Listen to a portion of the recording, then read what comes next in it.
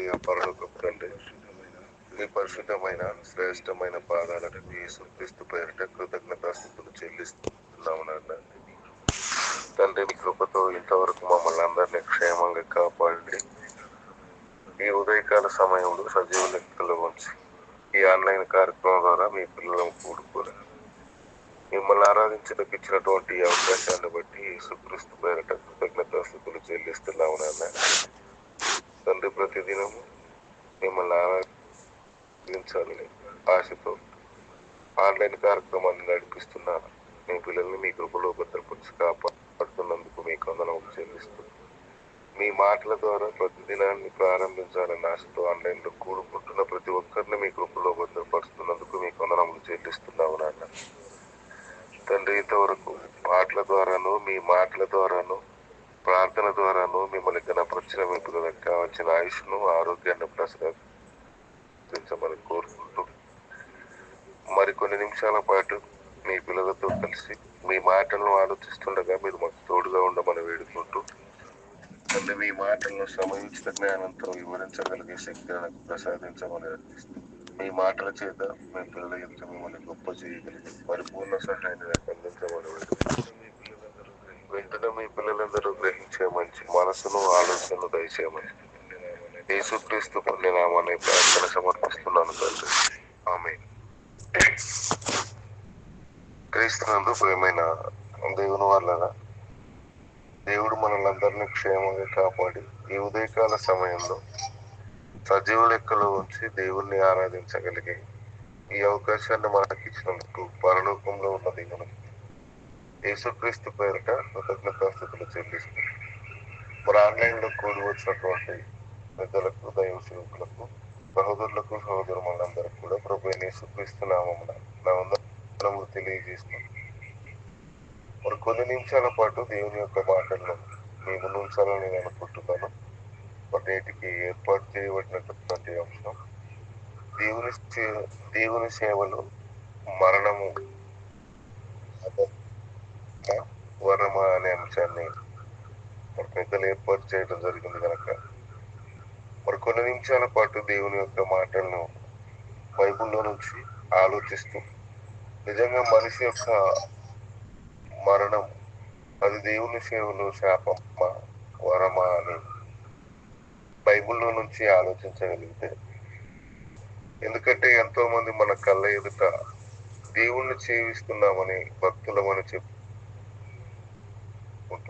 భక్తులుగా ఉన్నవారు, దేవుని పిల్లలుగా పిలువబడుతున్న వారు ఎంతో మంది మన కళ్ళ ఎదుట మరణించడం మనం చూస్తున్నాం.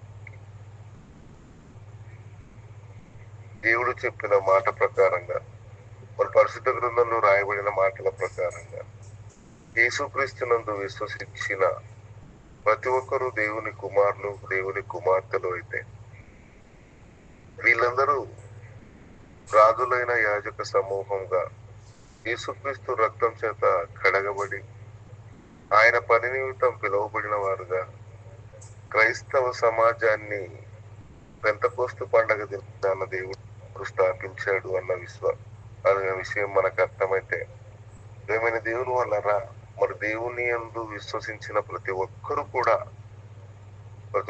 కూడా ఆయన సేవ కోసం నియమించిన వారు అని సువార్త ప్రకటించే భారం మీ మీద ఉంది అని చెప్పబడిన మాటలను బట్టి మనం చెప్పగలం. కనుక ఇలాంటి సందర్భాలలో మరి విశ్వసించి బాప్తీసం తీసుకున్న ఎంతో మంది క్రైస్తవులు చనిపోవటం కూడా మనం చూసి, ఇలాంటి వారు చనిపోయినప్పుడు దేవుని సేవలో మరణించటం అన్నది శాపమా వరమా అన్న విషయాన్ని మనం ఆలోచిస్తే, పూర్వంలో ఎంతో మంది భక్తులు కూడా మరి ఏబేలును మొదలుకొని నీతివంతుల వరకు ఎంతో మంది చచ్చిపోయారన్న సంగతి మనందరికి తెలుసు. నీతివంతులు చనిపోయారు, దేవుని పనిలో చనిపోయారు, దేవుని సేవలో చనిపోయారు అన్న విషయం మనకు అర్థమైతే, ఇప్పుడు మనకు తెలియాల్సిన విషయం ఏంటంటే, దేవుని సేవలో మనిషి మరణిస్తే అది శాపమా వరమా అన్న విషయం. అయితే ప్రియమైన దేవుని వాళ్ళారా, ఈ విషయం తెలియటానికి ముందుగా మనకు తెలియవలసిన మరొక విషయం, ఖచ్చితంగా భూమి మీద జరుగుతున్నటువంటి ఒక ప్రత్యేకమైన సంఘటన, ప్రతి మనిషి జీవితంలో ఉండే ఆ సంఘటన అదేంటంటే మనిషి యొక్క మరణం. దేవుని పిల్లలారా, మనిషికి మరణం అన్నది ఖచ్చితంగా ఉంది అన్న విషయాన్ని మరి కీర్తన గ్రంథంలో రాయబడిన మాటను బట్టి మనకు అర్థమవుతున్నాం. ఒకసారి మీరు ఆ మాటను చూడగలిగితే కీర్తనల గ్రంథము 89వ కీర్తన 46వ వచనంలో రాయబడిన మాటను మీరు చూడగలిగితే, కీర్తనల గ్రంథము 89వ కీర్తన 46వ వచనం, యెహోవా ఎంతవరకు నీవు దాగిందువు? 48వ వచనం, కీర్తనల గ్రంథము 89వ కీర్తన 40. మరణం చూడక బ్రతుకునేవాడు, మరణమును చూడకుండా బ్రతికే నరుడు లేడు అన్నాడు కీర్తనకారుడు పరిశుద్ధాత్మ ప్రేరణతో మాట్లాడుతూ. మరణమును చూడకుండా బ్రతికే నరుడే లేడు అన్నాడు. ఆదామును మొదలుకొని ఈనాటి వరకు పుట్టుకొచ్చిన కోట్లాది మంది మనుషులలో మరణమును చూడకుండా బ్రతికే నరుడే లేడు అని. ఈ భూమి మీద పుట్టిన ప్రతి మనిషి మరణించాడు.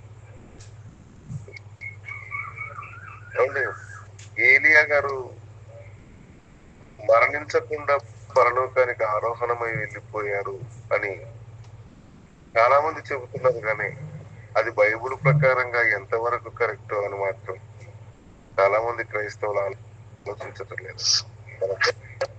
హానోకైనా ఏలియా గారు కూడా భూమి మీద పుట్టుకొచ్చిన ప్రతి మనిషి రక్త మాంసాలు ధరించుకున్న ప్రతి మనిషి నరుడైతే, ఆ నరుడైన ప్రతివాడు మరణమును చూడకుండా బ్రతికే నరుడు ఎవడు అని పరిశుద్ధాత్మ ప్రేరణతో ప్రశ్నించాడు అని అంటే, ఏమండి హానోకు గారు కానివ్వండి, ఏలియా గారు కానివ్వండి, ఆదామును మొదలుకొని యేసు క్రీస్తు అంతటి వానికి ఈ భూమి మీద మరణం తప్పిలేదు అని అంటే, రక్త మాంసాలు ధరించుకున్న ఏ వ్యక్తి కూడా మరణించకుండా ఈ లోకాన్ని వదిలి వెళ్ళలేడు. కనుక ప్రియమైన దేవుడు అన్నదా, ఈ విషయాన్ని మనం పరిశీలనగా ఆలోచిస్తే ప్రతి మనిషికి ఖచ్చితంగా మరణం తప్పదు. ఈ మరణం అన్నది మనిషికి ఎప్పుడు ఖరారైందో అని బైబిల్లోకి వెళ్ళి మనం చూడగలిగితే, మరణిస్తున్నాడు ప్రతి మనిషికి మరణం తప్పదు అని మనం అనుకుంటే, ఆ విషయం మనకు అర్థమైతే అసలు ఎప్పుడు మనిషికి మరణం ఖరారైంది అన్న విషయాన్ని మనం ఆలోచిస్తే, కీర్తన గ్రంథము 139వ కీర్తన, కీర్తన గ్రంథము 139వ కీర్తనలో భక్తుడు మాట్లాడుతూ చెప్పిన మాటను మీరు చూడగలిగితే 16వ వచనం చూడండి ఒకసారి.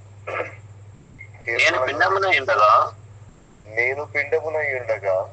నీ కన్నులు నన్ను చూచెను, నీ కన్నులు నన్ను చూసెను, నియమింపబడిన దినములలో ఒకటైనను కాకమునుపే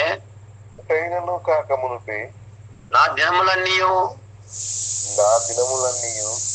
నీ గ్రంథంలో లిఖితములాయను అన్నట్టు. ఇక్కడ జాగ్రత్తగా ఆలోచిస్తే ప్రియమైన దేవుని వలన మనిషి యొక్క జననం అన్నది ఈ భూమి మీద జరగకమునుపే, తల్లి గర్భములో పడి ఒక రోజైనను కాకమునుపే, తండ్రిలో నుంచి తల్లిలోకి ప్రవేశించి ఒక రోజైనను కాకమునుపే నా దినములన్నీయు అన్నట్టు. నా దినములన్నీయు నీ గ్రంథములో లిఖితములాయను అనంటే, నేను ఎంతకాలం బ్రతకాలో, ఎంతకాలం నేను భూమి మీద ఉండాలో, నేను మనిషిగా భూమి మీదకి పుట్టక మునిపే, మనిషిగా నేను భూమి మీదకి ఇంకా వెళ్ళక ముందే, నా తల్లి గర్భములో నేను ఒక్క దినమైనను గడపక మునిపే నా దినములన్నీయు నీ గ్రంథములో లిఖితములాయను అన్నాడు. అంటే భక్తుడు మాట్లాడినటువంటి ఈ మాటను బట్టి మనము జాగ్రత్తగా ఆలోచిస్తే ప్రేమైన దేవుని వల్లగా, తల్లి గర్భములో పడిన ఆ రోజే, మన జన్మదినము రోజే మరణ దినము కూడా ఖరారైనట్టుగా ఈ మాటను బట్టి మనం చెప్పగలం. భూమి మీద పుట్టే ప్రతి మనిషికి తల్లి గర్భంలోనే మరణ దినము ఖరారై వచ్చాడు అనంటే ఇది తెలిసిన, చదివిన, గ్రహించకుండా ఇప్పటి వరకు భక్తులైన వారు కానివ్వండి, భక్తి లేని వారు కానివ్వండి, మనిషి మరణిస్తే ప్రతి మనిషి ఎంతో తల్లడిల్లిపోయేది. దేవుడే అన్యాయం చేశాడు అని దేవుణ్ణి నిందించి మాట్లాడటం మానవ సమాజానికి అలవాటుగా మారిందండి. కాని ప్రేమైన దేవుని వాళ్ళరా, మరణము మాత్రం ఖచ్చితంగా మనిషి పుట్టక మునిపే ఖరారైంది అని, దీన్ని ఖరారు చేసి భూమి మీదకి మనుషులను పంపిస్తున్నాడు గనకనే మోషే గారు ప్రార్థన చేస్తూ అన్న ప్రార్థన కూడా మనకు తెలుసండి. మోషే గారు ప్రార్థన చేస్తూ అన్న మాట కూడా మనకు తెలుసండి. 90వ కీర్తన గ్రంథం 90వ అధ్యాయము, కీర్తన గ్రంథము 90వ అధ్యాయము 1వ వచనం నుంచి 3వ వచనం వరకు మనం చూడగలిగితే ప్రభువా మోషే గారు చేస్తూ అన్న మాటను మీరు చూడగలిగితే, ప్రభువా తరతరముల నుండి మాకు నివాస స్థలము నీవే, పర్వతములు పుట్టక మునుపు భూమిని లోకమును నీవు పుట్టింపక మునుపు యుగ యుగములు నీవే దేవుడవు. నీవు మనుషులను మంటికి మార్చుచున్నావు. నరులారా తిరిగి రండని నీవు సెలవిచ్చుచున్నావు అన్నట్లుండి. ఇప్పుడు జాగ్రత్తగా ఆలోచిస్తే ప్రేమైన దేవుని వాళ్ళరా, మోషే గారు ప్రార్థనలో తెలియజేస్తున్న విషయం అంటే, ప్రభువా తరతరముల నుండి మాకు నివాస స్థలము నీవే, నువ్వున్న పరలోకం కాదు, నీవే మాకు నివాస స్థలముగా ఉంటుంది. నీలో మేము ఉన్నాము గనక, నీ గర్భంలో నుంచి మేము వచ్చాము గనక నీవు మాకు నివాస స్థలమై ఉన్నావు అని చెబుతూ మనుషులను మంటికి మార్చి నువ్వు ఏం చేసావో తెలుసా, వెంటనే తిరిగి రమ్మని నువ్వు సెలవిచ్చావు కనుక ఈ లోకాన్ని వదిలి రాక మాకు తప్పదు. ఇక్కడే ఉండిపోమ్మని దేవుడు చెప్పలేదండి. పుట్టిన ప్రతి మనిషిని, భూమి మీదకి వచ్చిన ప్రతి మనిషిని, ఆదామును మొదలుకొని ఈనాటి వరకు పుట్టుకొస్తున్న కోట్లాది మంది మనుషులందరినీ నరులారా తిరిగి నా యుద్ధకు రండి అన్నాడు. ఎవడు నరలారా నా యుద్ధకు తిరిగి రండి అని ఆ రోజే సెలవిచ్చాడంటే, మనిషి జన్మదినాన్ని, మరణ దినాన్ని దేవుడు ముందుగానే ఖరారు చేసి భూమి మీదకి మనిషిని పంపించినట్టుగా మనకు ఈ మాటల్ని బట్టి మనకు అర్థమవుతుంది. అంటే ప్రతి మనిషి జీవితంలోనూ మరణం అన్నది ప్రతి మనిషి జీవితంలోనూ తప్పదు అన్న విషయం మనకు అర్థమవుతుంది. అయితే ప్రియమైన దేవుని వలన ఈ మరణం మనకు తప్పదని అనుకున్నప్పుడు, ఈ విషయం మనకు అర్థమైనప్పుడు, అని ఆ మరణం ఎలాగుంటే దేవునికి ఇష్టమో ఆయనకు ఆ మాటను కూడా పరిశుద్ధ గ్రంథంలో రాసి పెట్టాడండి మన కోసం దేవుడు.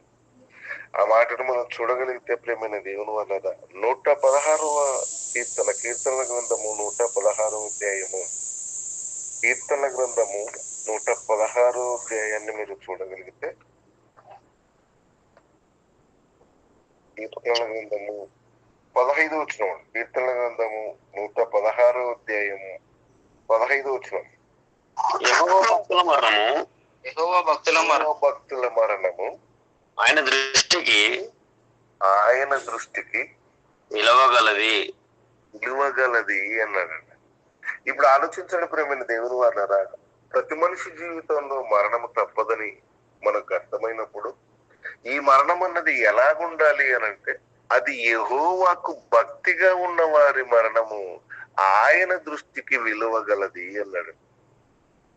ఏమండి, మన కుటుంబంలో మన బ్రతుకు విధానం, మన కష్టాన్ని, మన శ్రమను, మన ఉద్దేశాలను గౌరవిస్తున్నారు అనంటే, మనకు విలువనిస్తున్నారంటే, కుటుంబ పోషణలో పెద్దలు కానివ్వండి, కుటుంబంలో ఉన్న పిల్లలు కానివ్వండి, ప్రతి వారు నా కష్టాన్ని, నా శ్రమను లేదా నా ఆలోచనలను గౌరవిస్తున్నారు అనంటే వాళ్ళకు మన దగ్గర విలువ ఉంది అని మనం అనుకుంటున్నాం. ఇది ఒక కుటుంబం వరకు, లేదా ఒక గ్రామం వరకు, ఒక మండలం వరకు, ఇలా ఆలోచిస్తూ పోతే ఒక జిల్లా స్థాయిలో ఇతడు ఇతడు విలువైన వాడు, ఇతడంటే ఇష్టం అని చెబితే అది భూమి మీద ఉన్న మనుషులు చెబితేనే ఇష్టమని లేదా విలువైన వారు అని చెబితే మనం ఆనందపడిపోతే విశ్వాన్ని నడిపించే మహోన్నతమైన దేవునికి విలువగా ఉండాలి అని అంటే అది ఎలా ఉండాలి అన్నాడంటే ఆయనకు భక్తులై ఉండాలి అన్నాడు. ఏమంటే భూమి మీద పుట్టిన ప్రతి మనిషికి వాళ్ళు చేసే పనిని బట్టి కుటుంబంలోని వారు కానివ్వండి, గ్రామంలోని వారు కానివ్వండి, ఒక మండలంలోని వారు కానివ్వండి, అంటే స్థాయిని పెంచే కొద్దీ కుటుంబములో పెరిగితే వాళ్ళ కుటుంబం కోసం కష్టపడుతున్నాడని, లేదా గ్రామం కోసం అయితే వాళ్ళ గ్రామం కోసం, మన గ్రామం కోసమే కష్టపడుతున్నాడు, మన కోసమే కష్టపడుతున్నాడు, మన మీద ఇంత ప్రేమ ఉంది, మన మీద ఇంత విశ్వాసం ఉంది అని విలువగా ఆలోచిస్తే ప్రేమైన దేవుని వాళ్ళరా, ఇలాంటిది ఒక దేశంలో ఈ స్థాయిని ఇస్తే మనం ఎంతో ఆనందపడిపోతున్నప్పుడు మనల్ని ప్రధానమంత్రి నీ మరణము విలువైనది, నీ ప్రవర్తన నాకు విలువగా ఉంది అని ఒక మన దేశ ప్రధాని గారు చెబితే మనం ఎంతో పొంగిపోతామంట. ఒక్క దేశానికి ఇలాంటిది ఇంచుమించు 250 నుంచి 270 దేశాలు ఉన్నటువంటి ఈ భూప్రపంచాన్ని సృష్టించి నడిపించి పోషిస్తున్నటువంటి సర్వేశ్వరుడైన దేవుని దృష్టికి ఇష్టమైనది అది ఎలాగుండాలి అంటే ఆయన భక్తుల మరణము అన్నాడు. ఏమంటే ఈ భక్తులలో మరణాల్లో మనం కూడా ఉన్నామా అని ఒకసారి ఆలోచించాలి కదండి. ఏమండి భక్తి అనగానే బాప్తీసం తీసుకున్నంత మాత్రాన భక్తి కదండి. ఇది తెలియక నేటి క్రైస్తవ ప్రపంచం ఎవడి బాప్తీసం తీసుకున్న ప్రతి ఒక్కరు భక్తులమైపోయాము, బైబుల్ని పట్టుకున్న ప్రతి ఒక్కరు భక్తులమైపోయాము అనుకుంటారు. ఎవడి మరణించిన ప్రతి వ్యక్తికి, క్రైస్తవుడు అని చెప్పుకొని బ్రతికి మరణించిన ప్రతి వ్యక్తికి ఏమని రాస్తున్నారు తెలుసండి? ఏమండి క్రీస్తునందు మృతి నొందిన మృతులు ధన్యులు అని రాస్తున్నారు. కానీ ప్రేమైన దేవుని వలన దేవుని సేవకుడు అంటే ఎలాగుండాలో, ఎవరిని దేవుణ్ణి సేవకులని అంటారో ఒకసారి మనం బైబుల్లోకి వెళ్ళి చూడగలిగితే, ద్వితోపదేశ కాండాన్ని మీరు ఒకసారి చూడండి. ద్వితోపదేశ కాండము 6వ అధ్యాయము 49వ వచనం చూడండి ఒకసారి. దేవుని సేవకునిగా మనిషి మరణిస్తే అది మరణమా శాపమా? అది దేవుని దృష్టిలో విలువగలదిగా ఉండాలి అనంటే, ఆయన భక్తుడు మనకి విలువగలదిగా ఉండాలి అనంటే ఏమండి మనం చేస్తున్నది ఎవరి సేవ అంటే? ఏమండి దేవుని సేవ ఎలా ఉంటుందో, దేవుని సేవ చేసేవారు విలువేంటో మీరు ఒకసారి బైబుల్లోకి వెళ్ళి చూడగలిగితే, ద్వితోపదేశ కాండము 6వ అధ్యాయము 49వ వచనం చూడండి ఒకసారి. దినవృత్తాంతముల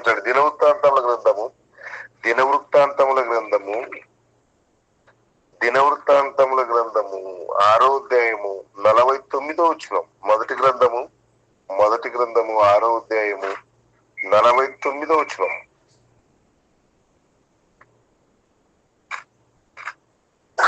అయితే అహరోనును అనే సంతతి వారును దహన బలి పీఠము మీదను ధూప పీఠము మీదను ధూపము వేయచ్చు అతి పరిశుద్ధ స్థలపు పనినంతటిని ఉండవలనని దేవుని సేవకుడైన మోషే ఆజ్ఞాపించిన అంతటి చొప్పున ఇశ్రాయేలీయుల నిమిత్తము. చాలా మీరు జాగ్రత్తగా ఆలోచిస్తే ప్రేమైన దేవుని వాళ్ళరా, దినవృత్తాంతాల గ్రంథంలో పరిశుద్ధాత్మ ప్రేరణతో రాస్తున్న మాటను మీరు జాగ్రత్తగా పరిశీలన చేయగలిగితే, అయితే హారూనును అతని సంతతి వారును దహన బలి పీఠము మీదను ధూపపీఠము మీదను ధూపము వేయిచు అతి పరిశుద్ధపు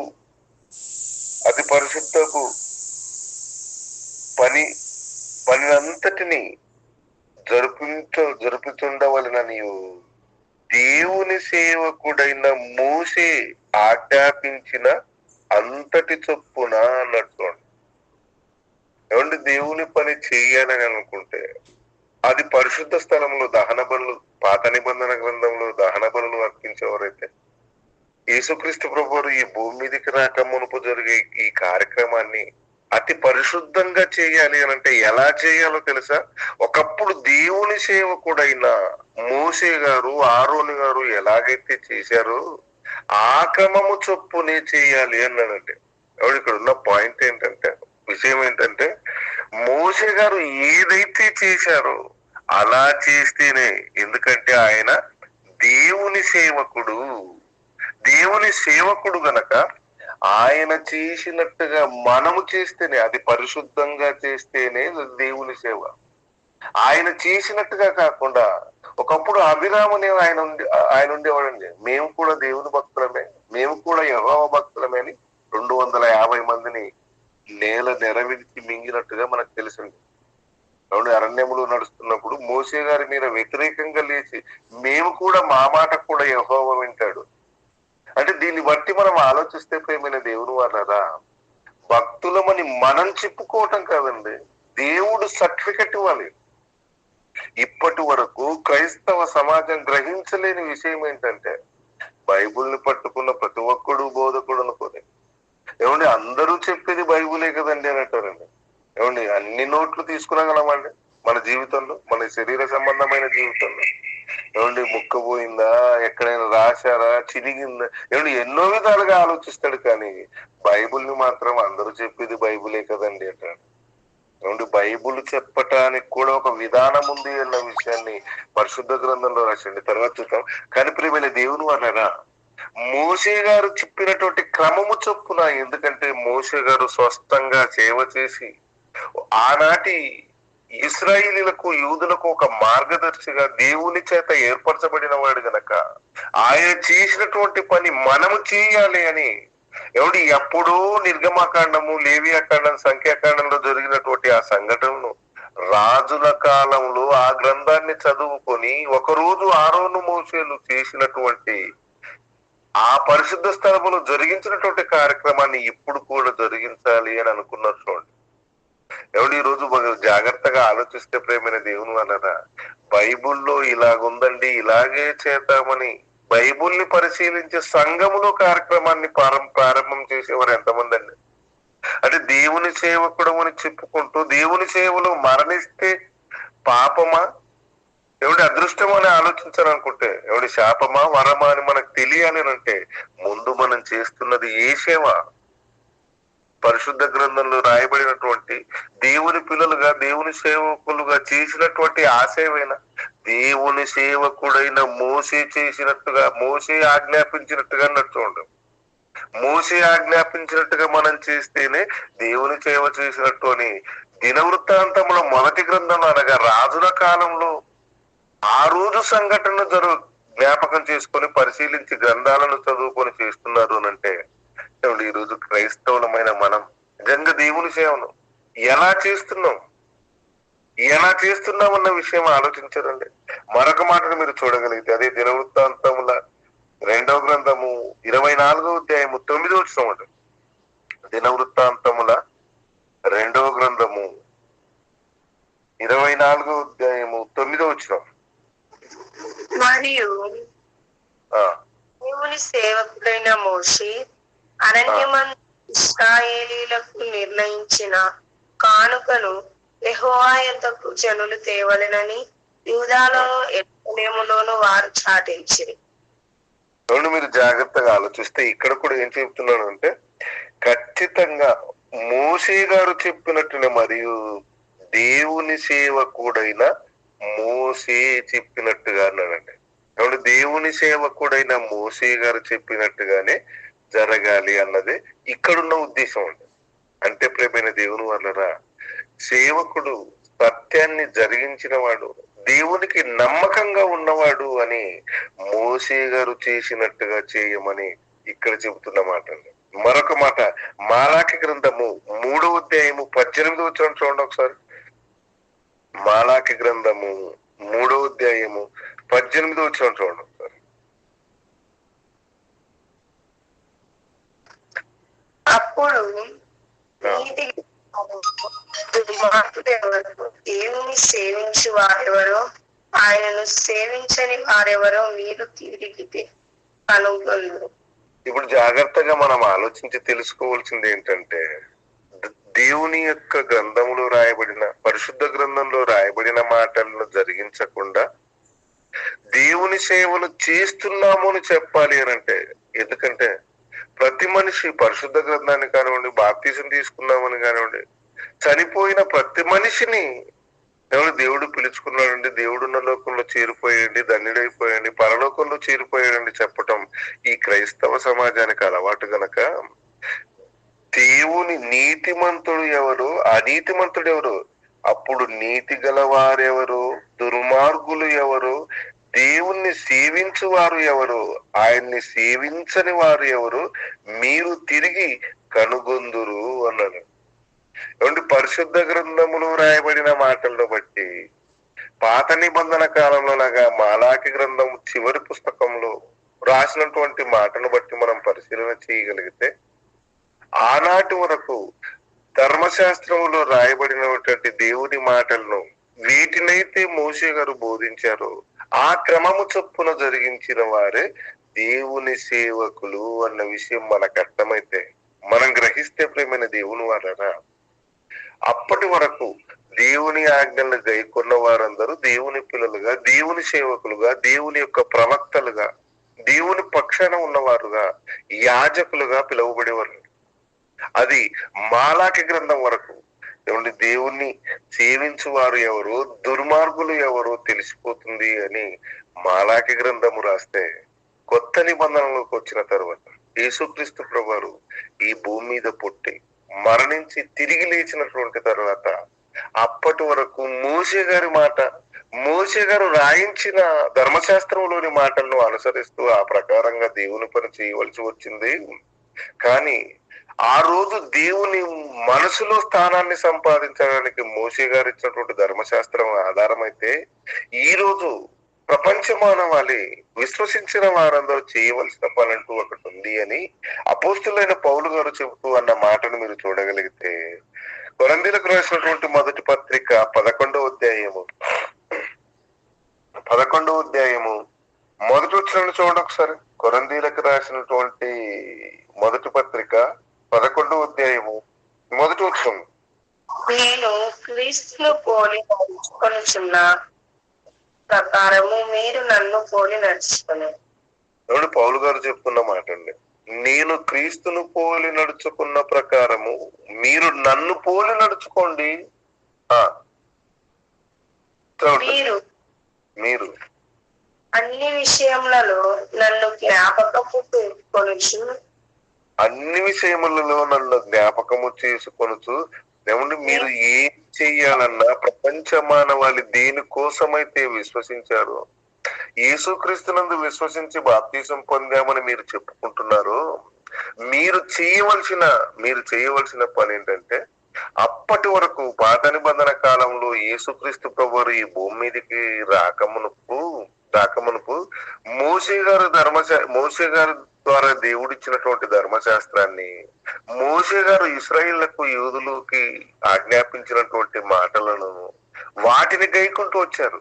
ఇప్పుడు మాత్రం మనం చేయవలసిన పని ఏంటంటే, నేను క్రీస్తును పోలి నడుచుకున్న ప్రకారము మీరు నన్ను పోలి నడుచుకోండి అన్నాడు.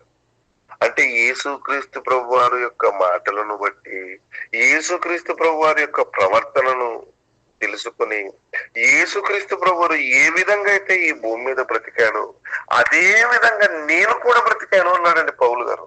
ఎంత సవాలు విసిరి మాట్లాడుతున్న మాట మీరు ఒకసారి ఆలోచించండి. ఎవరితో పోటీ పడుతున్నాడో తెలుసండి? ముల్లోకాల చక్రవర్తి అయినటువంటి యేసుక్రీస్తు ప్రభువారితో నేను క్రీస్తును పోలి నడుచుకుంటున్నాను అన్నాడు. అంటే ప్రియమైన దేవుని వాళ్ళరా, దేవుని సేవకుడు అని మనం కాదండి చెప్పుకోవాల్సింది. మన ప్రవర్తన, మన విధానం, దేవుని పనిలో మనం చేస్తున్న పని నిజంగా ఇది దేవునికి ఇష్టమైనదా, దేవునికి అనుకూలమైనదా లేదా అని మనల్ని మనం పరిశీలించుకోదండి, చూసుకోవాల్సింది. అప్పుడు దేవుని పనిలో ఉన్నవారమైతే మనము యేసుక్రీస్తుని పోలి నడుచుకుంటే దేవుని సేవకులం అవుతామండి. అప్పుడు దేవుని సేవలో మన ప్రాణం పోతే అదృష్టవంతులం అవుతామండి. యేసుక్రీస్తు ప్రభువారు ఈ భూమి మీదకి ఎందుకు వచ్చాడు అన్న విషయం మనందరికి తెలుసండి. మన పాపాల నిమిత్తం ప్రతి మనిషి యొక్క పాపిని క్షమించి పరలోకములో ఉన్న దేవుని యొక్క రాజ్యానికి వారసులుగా చేస్తూ దేవుని రాజ్యములో నుండి పరలోకానికి తీసుకెళ్లటానికి యేసుక్రీస్తు ప్రభువారు పరలోకపు తండ్రి చిత్తాన్ని నెరవేర్చడానికి ఈ భూమి మీదకి వచ్చాడన్న సంగతి మనకు అర్థమైంది గనక మీరు ఇదే ఆలోచనతో ప్రేమైన దేవుని వారురా యేసుక్రీస్తు ప్రభువారు ప్రపంచ మానవాళి కోసం మరి తన ప్రాణాన్ని పెట్టడానికి ముందుకు వెళ్ళినప్పుడు ఒక సంఘటన జరుగుతుందండి, మనందరికి తెలిసినటువంటి సంఘటన. అదేంటో ఒకసారి మీరు బైబిల్లోకి వెళ్ళి చూడగలిగితే మత్తయి సువార్త 16వ అధ్యాయము, మత్తయి సువార్త 16వ అధ్యాయాన్ని చూడండి ఒకసారి. మత్తయి సువార్త 16వ అధ్యాయము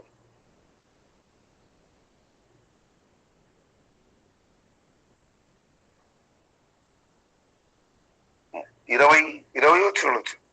మత్తయి సువార్త 16వ అధ్యాయము 20వ వచనం నుంచి చదవండి. అటు పిమ్మట తాను క్రీస్తు అని ఎవరితో చెప్పకూడదని ఆయన తన శిష్యులకు ఖండితముగా ఆజ్ఞాపించాడు. 21 తల్లి. అప్పటి నుండి తాను యెరూషలేమునకు వెళ్లి పెద్దల చేతను ప్రధాన యాజకుల చేతను శాస్త్రుల చేతను అనేక హింసలు పొంది చంపబడి 3వ దినమున లేచుట అగత్యమని యేసు తన శిష్యులకు తెలియజేయ మొదలు పెట్టగా పేతురు ఆయన చెయ్యి పట్టుకొని, ప్రభువా అది నీకు దూరం అగునుగాక అని నీకెన్నడును కలగదని ఆయనను గద్దింపసాగిను. అయితే ఆయన జాగ్రత్తగా ఆలోచిస్తే ప్రేమైన దేవుని వాళ్ళరా యేసుక్రీస్తును పోలి నేను నడుచుకున్నాను అని అపోస్తులైన పౌలు గారు అన్నాడు గనక ఇక్కడ జరుగుతున్న సంఘటన మనం పరిశీలన చేయగలిగితే యేసుక్రీస్తు ప్రభువారు తన శిష్యులతో చెబుతూ ఏమన్నాడంటే, అప్పటి నుండి తాను యెరూషలేమునకు వెళ్లి పెద్దల చేతను ప్రధాన యాజకుల చేతను శాస్త్రుల చేతను అనేక హింసలు పొంది చంపబడి 3వ దినమున లేచుట అగత్యమని యేసు తన శిష్యులతో తెలియజేశాను. అయితే ఈ విషయాన్ని చెప్పిన వెంటనే ఆయన శిష్యులలో ఒక్కడైనటువంటి పేతురు గారు తన చెయ్యి పట్టుకొని, ప్రభువా అది నీకు ఎన్నటికి జరగకుండును గాక అని అనగానే యేసుక్రీస్తు ప్రభు ఆయనతో అన్న మాట ఏంటో తెలుసండి, నా తండ్రి చిత్తానికి నేను చావటానికి నా తండ్రి నన్ను ఈ భూమి మీదకి పంపిస్తే నువ్వు వద్దని ఆపుతున్నావంటే నువ్వు సాతాను అన్న సంగతి గ్రహించి సాతానా నా వెనకకి పొమ్ము అని చెప్పాడండి. అంటే ప్రపంచ మానవాళి కోసం నేను ప్రాణం పెట్టవలసిన బాధ్యత భారం నా మీద ఉంది. నేను వెళ్ళి ప్రాణం పెడితేనే ఈ ప్రపంచ మానవాళి క్షమించబడుతుంది. నా తండ్రి యొక్క రాజ్యంలో ప్రవేశిస్తారు ఆ తండ్రి. ఆ తర్వాత నా తండ్రి ఉన్న లోకంలో పరలోకములో దేవుని ఉన్న లోకములో చేరిపోతుంది గనక నేను వెళ్ళి ఖచ్చితంగా ప్రాణం పెట్టాలి అని యేసుక్రీస్తు ప్రభు వారు చెప్పినప్పుడు ఏమండి పేతురు గారు చెయ్యి పట్టుకున్న వెంటనే కిందికి వచ్చేసరికి ఆ మాట కూడా ఉంటుంది తల్లి, ఆ మాట కూడా ఉంటుంది.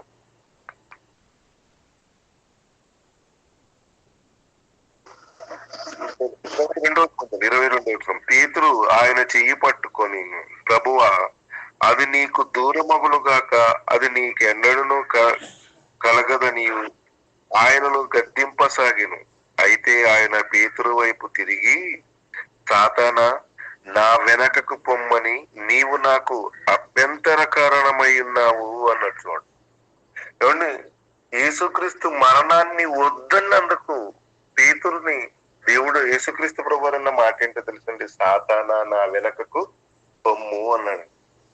అంటే ప్రేమైన దేవుని వాళ్ళరా ప్రాణం పెట్టడానికి దేవుడు ఏది చెప్పాడో అది ఈ ప్రపంచ మానవాళికి చేయటానికి దేవుడు చెప్పిన మాటల ప్రకారంగా చేస్తేనే ప్రధాన యాజకుడని మన ఎదుట మనందరికి ప్రధాన యాజకుడుగా ఉన్నది యేసుక్రీస్తు ప్రభువారు కనుక, అనగా ప్రథమ సేవకుడు, దేవునికి ప్రథమ సేవకుడుగా దేవుని కుమారుడైనటువంటి ఆయన ప్రథమ సేవకుడుగా మన కోసం తన్ను తాను తగ్గించుకుని మారాడు అన్న విషయాన్ని మనం గ్రహిస్తే ఆయనను పోలి నేను నడుచుకున్నాను. ప్రాణం పెట్టడానికి కూడా తెలిసి కూడా ఆయన ముందడుగు వేస్తూ వెళ్ళిపోయాడే, నేను కూడా అలాంటి సంఘటనలు ఎన్నిటినో ఎదుర్కొన్నాను. నేను కూడా ఆయన చూపినటువంటి మార్గంలోనే నేను వెళ్ళాను అని అపోస్తులైన పౌలు గారు అన్న మాట ఏంటో తెలుసండి. నేను క్రీస్తును పోలి నడుచుకున్న ప్రకారంగా మీరు నన్ను పోలి నడుచుకోండి అన్నాడు. అలాగే యేసుక్రీస్తు ప్రభువు ఈ భూమి మీద ఉన్న కాలంలో ఆయన చెప్పిన మా ప్రసంగాల్లో ఆయన చెప్పిన ఒక మాటను మీరు చూడగలిగితే, మార్కు సువార్త 8వ అధ్యాయము 35వ వచనం చూడండి. మార్కు సువార్త 8వ అధ్యాయము 35వ వచనం చూడండి. తన ప్రాణమును రక్షించుకొన గోరువాడు దాని పోగొట్టుకును, నా నిమిత్తమును వార్త నిమిత్తమును తన ప్రాణమును పోగొట్టుకుని వాడు దాన్ని రక్షించుకొనను. ఏమంటే ప్రాణం ఎప్పుడు పోగొట్టుకోవాలన్నాడండి? నా నిమిత్తమును సువార్త నిమిత్తమును ప్రాణమును పోగొట్టుకున్నవాడు దాన్ని రక్షించగోరును అంటే ధన్యుడు, వరం పొందినవాడవుతాడు. సువార్త నిమిత్తము దేవుని పనిలో ఉంటూ యేసుక్రీస్తు కొరకు, యేసుక్రీస్తు చెప్పిన మాటల కొరకు, యేసుక్రీస్తు ప్రభువు చెప్పిన మాటల కొరకు అవసరమైతే తన ప్రాణాన్ని కూడా పోగొట్టుకున్న వాడెవడు, వాడు ధన్యుడవుతాడు, వాడు వరము పొందిన వాడవుతాడండి. ఏమంటే ఈ మధ్య కాలంలో ప్రవీణ్ పగడాల చనిపోయిన తర్వాత ఏమంటే కొంతమంది ధర్నాలు చేశారు, ఎన్నిటినో రెచ్చగొట్టారండి. కానీ ప్రేమైన దేవుని వారదా, వీళ్ళందరూ ఏమని చెప్పుకుంటున్నారో తెలుసండి? క్రైస్తవులమని, బైబుల్ని బోధించేవారమని, బైబుల్ని చదువుకున్నవారు అని. కానీ ప్రేమైన దేవుని వాళ్ళరా, వీళ్ళు గ్రహించని విషయం ఏంటో తెలుసండి? యేసుక్రీస్తుని యెరూషలేములో వీధులలో సిలువ వేసి మోయిస్తున్నప్పుడు ఏమండి ఎందుకండి ఎవరు ధర్నా చేయలేదు? ఆలోచించారండి ఎప్పుడైనా? స్టెఫన్ని రాళ్లతో కొట్టి చంపినప్పుడు ఎందుకండి ఎవరు ధర్నా చేయలేదు? 12 మంది శిష్యులు ఎవరికి తోచినట్టుగా వారు చెదిరిపోయేటట్టు హింసించినప్పుడు, సౌలు గారు హింసించినప్పుడు ఎందుకండి ఎవరు ధర్నా చేయలేదు? దాక్కున్నారు. ఎందుకండి? ఎందుకు దాక్కున్నారో తెలుసండి? మీ కుడి చెంప మీద కొడితే యేసుక్రీస్తు ఏం చెప్పాడండి? ఎడమ చెంప చూపించమని చెప్పాడండి.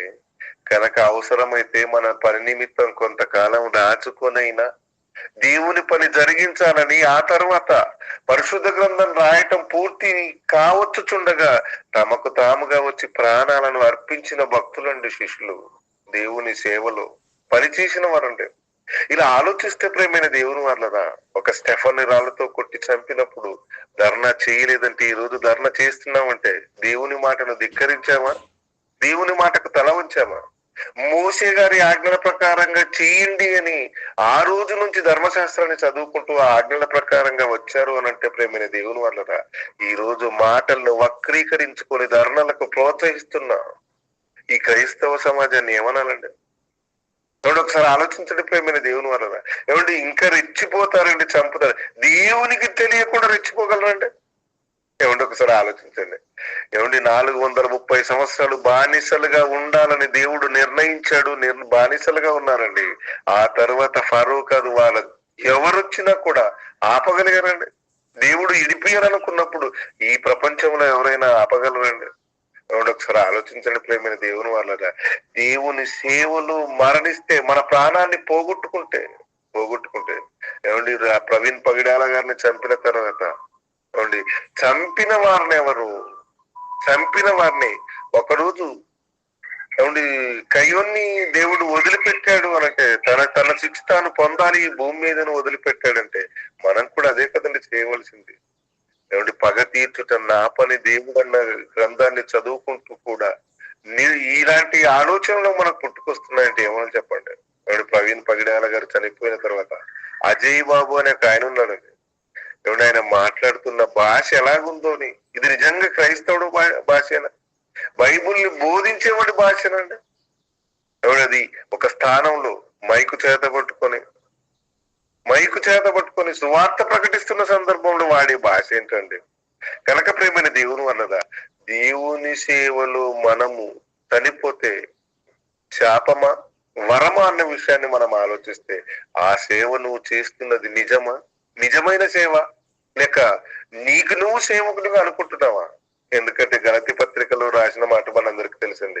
క్రీస్తు బోధను చెరపగోరి భిన్నమైన సువార్త తట్టుకు మీరు ఇంత త్వరగా తిరిగిపోవటం చూసి నాకు ఆశ్చర్యం అవుతుంది అని అంటే, క్రీస్తు బోధను చెరపగోరే వారు కూడా కోకోలుగా ఈ ప్రపంచంలో ఉన్నారండి. అది మరి ఒక బోధ కాదు, కానీ క్రీస్తు బోధను చెరపగోరి అని అన్నాడనంటే ఇప్పుడు గలతీయులకు రాసిన పత్రిక 1వ అధ్యాయం 6వ వచనంలో రాయబడి ఉంటుందండి ఈ మాట. అయితే ప్రియమైన దేవుని వారరా, దేవుని సేవలో సేవకులుగా ఉన్నవారు చేయవలసిన పని ఏంటో అపోస్తులైన పౌలు గారు, నేను క్రీస్తును పోలి నడుచుకున్నాను గనక మీరు నన్ను పోలి నడుచుకోండి అన్నాడనంటే, మరొక మాట ఆయన అన్న మాటను మీరు చూడగలిగితే అపోస్తుల కార్యము 21వ అధ్యాయం, అపోస్తుల కార్యము 21వ అధ్యాయము 17 వచనం, అపోస్తుల కార్యము 21వ అధ్యాయము 17 వచనం.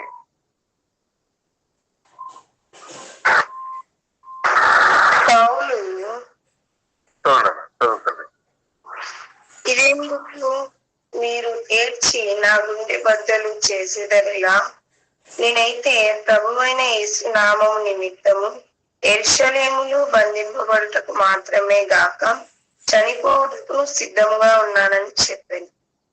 ఏమండి ఇక్కడ ఏమంటున్నారో తెలుసండి పౌలు గారు? ఒకరోజు యేసుక్రీస్తు ప్రభువు ఏ విధంగా అయితే ముందుగానే తన మరణాన్ని గురించి చెప్పాడు, చెప్పినప్పుడు పేతురు గారు ఆపటానికి వెళితే పేతురు గారిని సాతానాన్ని వెనక్కి తోసేశాడు. అపోస్తులైన పౌలు గారు కూడా పెద్దలు వచ్చి నువ్వు యెరూషలేమునకు వెళ్ళకూడదు, యెరూషలేములో నీకు శ్రమ సంభవింపబోతుందని అంటున్నారు కదా, కనుక నువ్వు వెళ్ళవలసిన అవసరం లేదు అని ఏడుస్తున్న సమయంలో మీరెందుకు ఏడ్చి నా గుండెలు బద్దలు కొడుతున్నారు? అవసరమైతే నేను యేసుక్రీస్తు కొరకు సావటానికి కూడా సిద్ధమే అన్నాడండి.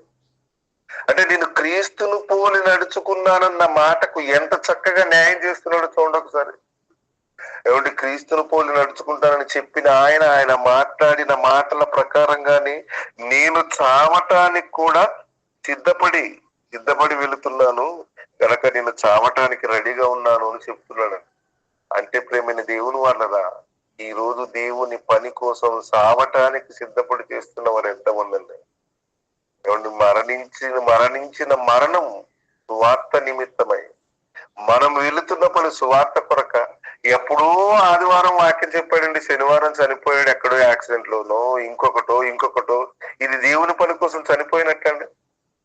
ఏమంటే నువ్వు వెళుతున్న యాక్సిడెంట్ జరుగుతున్న ప్రయాణంలో నువ్వు ఎక్కడున్నానో తెలుసండి, సువార్త పనికి వెళుతూ పోనీ అక్కడి నుంచి తిరిగి వస్తూను కుటుంబ పోషణ కోసమే 24 గంటలు కష్టపడే ఈ మనుషులు ఈ రోజు చనిపోయి చెప్పుకునే మాట ఏంటో తెలుసండి, క్రీస్తునందు మృతి నుండి మృతులు ధన్యులు అని. కానీ ప్రేమైన దేవుని వాళ్ళగా మనం చేయవలసిన పని ఏంటి అనంటే, యేసుక్రీస్తు ఎలాగైతే సువార్త నిమిత్తము ప్రపంచ మానవాళికి దేవుని మనసును తెలియచేయటానికి కష్టపడి చచ్చిపోయాడు, మరణించి తిరిగి లేచాడు. ఈ రోజు కూడా మనం కూడా అనేక మంది పాపులుగా బ్రతుకుతున్న మన తోటి సహోదరులకు పరలోకపు తండ్రి యొక్క మనసును తెలియచేసి వారు పునర్జన్మ స్నానాన్ని పొంది దేవునిలో జీవించుటకు ఎంతమందిని దేవుని వైపు మళ్ళిస్తామో అప్పుడండి దేవుని భక్తులమని అనిపించుకోగలం. అప్పుడు దేవుని సేవకులమని పిలువబడతాం, దేవుని పనిలో మనం ఉన్నవారు అవుతాం. మరొక మాట చూడండి, ఫిలిప్పీలకు రాసిన పత్రిక, పౌలు గారిని పోలి నడుచుకుంటున్నటువంటి మరొక వ్యక్తి ఉన్నాడండి ఇక్కడ. ఫిలిప్పీలకు రాసిన పత్రిక 2వ అధ్యాయము 29వ వచనం చూడండి. ఫిలిప్పీలకు రాసిన పత్రిక 2వ అధ్యాయము 29వ వచనం. మీ ఉపచర్యలో ఉన్న పొదువను తీర్చుటకై అతడు తన ప్రాణమునైనను లక్ష్య పెట్టక క్రీస్తు యొక్క పని నిమిత్తము శ్రావునకు సిద్ధమై ఉండెను గనుక పూర్ణ ఆనందముతో ప్రభువునందు అతన్ని చేర్చుకొని అట్టివారిని గణపరచుడి. దేవుని ఇక్కడ స్టెఫన్ క్షమించండి ఎఫ్రది గురించి మాట్లాడుతూ అతడు కూడా ప్రభు పని నిమిత్తము చావటానికి సిద్ధమై ఉన్నాడు. తన పనిలో యేసుక్రీస్తు అప్పచెప్పినటువంటి పనిలో చావటానికి కూడా సిద్ధమై ఉన్నాడు కనుక అతన్ని బట్టి నాకు మహా ఆనందము కలుగుతుంది అని అపోస్తులైన పౌలు గారు సాక్ష్యం ఇచ్చాడంటే, ఇతడు కూడా ఎవరి దగ్గర నేర్చుకున్నాడో తెలుసండి, ఎఫ్రదు అపోస్తులైన పౌలు గారి దగ్గర. మీరు పైనుంచి చదువుకుంటూ వస్తే ఎఫ్రదు గురించి అని ఉంటుందండి. కనుక ప్రేమైన దేవుని వల్ల ఈ రోజు క్రైస్తవులమైన మనం కూడా వీధికి ఒక సంఘానిగా తీర్చుకుంటూ దేవుని మనసును ముక్కలు చేస్తూ చనిపోతే భక్తులు మనం చెప్పుకుంటున్నామే, ఇది ఎంతవరకు న్యాయం? నిజంగా మనం చనిపోతే దేవుని సేవలో మరణించినట్ట మనం నిజంగా వరాన్ని పొందగలమా? ఒకసారి మనల్ని మనం పరిశీలన చేసుకుంటూ క్రైస్తవ సమాజం పరిశీలన చేసుకునే విధంగా సత్యవాక్యాన్ని సరిగా ఉపదేశించువాని గాను, దేవుని ఎదుట యోగును గాను, సిగ్గుపడిన అక్కర్లేని పనివాని గాను నిన్ను నీవు కనపరుచుకునమని దేవుడు చెప్పాడంటే ఎంతమంది నీ మాటను దృష్టిలో పెట్టుకుని మాట్లాడగలుగుతున్నారు?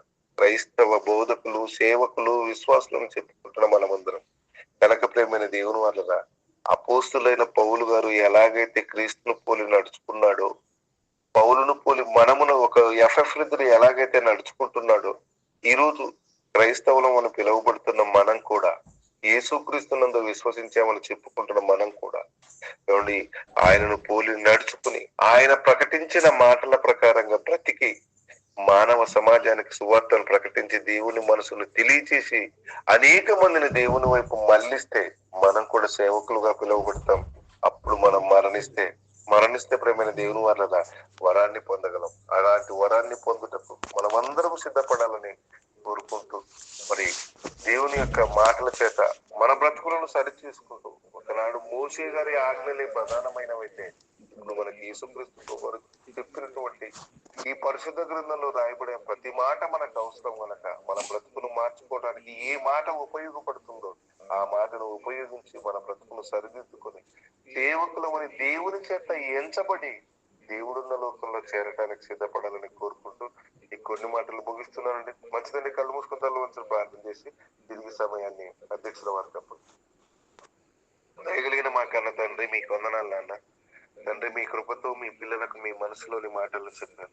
విన్న మీ పిల్లలు విన్నట్టుగా చెప్పినట్టుగా జీవించే జ్ఞానాన్ని, శక్తిని ప్రసాదించమని కోరుకుంటూ, తండ్రి మీ కుమారుడైన యేసుక్రీస్తు ప్రభువారు చూపించినటువంటి మార్గంలో మేమందరం నడుస్తూ సత్యవాక్యాన్ని సవివరంగా తెలియచేసి ఈ భూమి మీద మిమ్మల్ని మహిమపరిచి మీరున్న మహాలోకంలో చేరటం మమ్మల్ని అందరినీ నడిపించమని కోరుకుంటూ, మరి ఆన్లైన్ కార్యక్రమాన్ని నడిపిస్తున్న పెద్దలను, వారికి సహకరిస్తున్న పెద్దలను మీ కృపలో భద్రపరిచి కాపాడుతున్నందుకు మీకు వందనములు చెల్లిస్తూ, వారికి కావాల్సిన ఆయుష్ను, ఆరోగ్యాన్ని ప్రసాదించమని వేడుకుంటూ, అదేవిధంగా తండ్రి ప్రతి ఉదయాన్నే మీ మాటల ద్వారా మిమ్మల్ని గణపరచాలన్న కోరికతో పాటల ద్వారాను, ప్రార్థనల ద్వారా మిమ్మల్ని గణపరుస్తున్న మీ పిల్లలందరికీ కావాల్సిన ఆయుష్ను, ఆరోగ్యాన్ని ప్రసాదించమని కోరుకుంటూ, అదేవిధంగా తండ్రి మరి ఆన్లైన్ కార్యక్రమంలో పాల్గొంటున్నటువంటి కుటుంబాల్లో ఎవరైనా అనారోగ్య స్థితిలో ఉన్న వాళ్ళ అవసరాలను మీ చిత్తమైతే తీర్చి సమాధానంతో మీ పనిలో కొనసాగలాగిన మీ కృపను తోడుగా ఉంచమని వేడుకుంటూ, మీ పని నిమిత్తం ప్రయాసపడుతున్న మీ పిల్లలందరినీ పేరు పేరున దీవించి ముందుకు నడిపిస్తున్నందుకు మీ వందనములు చెల్లిస్తూ, వారికి కావాల్సిన ఆయుష్ను, ఆరోగ్యాన్ని ప్రసాదించమని వేడుకుంటూ, మీ మాటను ప్రపంచానికి అందించడానికి ప్రయాసపడుతున్నటువంటి మీ కుమారుడు జయశాలి గారికి మంచి ఆయుష్ను, ఆరోగ్యాన్ని ప్రసాదించమని కోరుకుంటూ, యేసుక్రీస్తు పేరటై ప్రార్థన సమర్పిస్తున్నాను తండ్రి. ఆమేన్. Please subscribe our channel and share it everyone.